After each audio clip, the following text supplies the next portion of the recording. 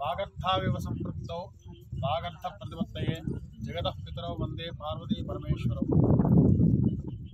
अति प्राचीनమైన అనేశ్వరమ దేవస్థానం ఈ అనేశ్వరమ స్వామి దేవాలయ గుట్ట మీద వరద పాశం వేయడం అనేది తరతరాలుగా వస్తున్నటువంటి సాంప్రదాయం. ఇక్కడ రైతులు, స్థానికంగా ఉండే రైతులు వర్షాలు పడకపోతే ఇక్కడ స్వామివారికి అభిషేకం చేసి అనేశ్వరమ్మ అమ్మవారికి పూజా కార్యక్రమాలు నిర్వహించి పాయసం వండి అక్కడ స్వామివారి పాదాల మీద వరదపాశం పోసినట్టయితే వర్షాలు వస్తాయి, కుంభవృష్టి కురిసి సస్యశ్యామం అవుతుంది, పంటలు చక్కగా పండుతాయని ప్రతీతి.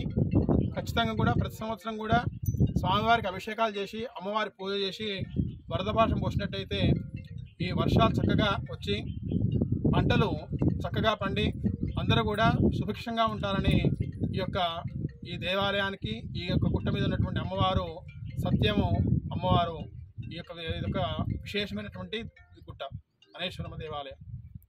ఓం నమః శివాయ, ఓం నమః శివాయ, ఓం నమః శివాయ, ఓం నమః శివాయ, ఓం నమః శివాయ, ఓం నమః శివాయ, ఓం నమః శివాయ, ఓం నమః శివాయ.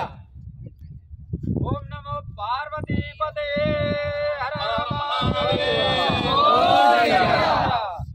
ఓం నమో పార్వతీపతే హర హర మహాదేవ శంభో శంకర.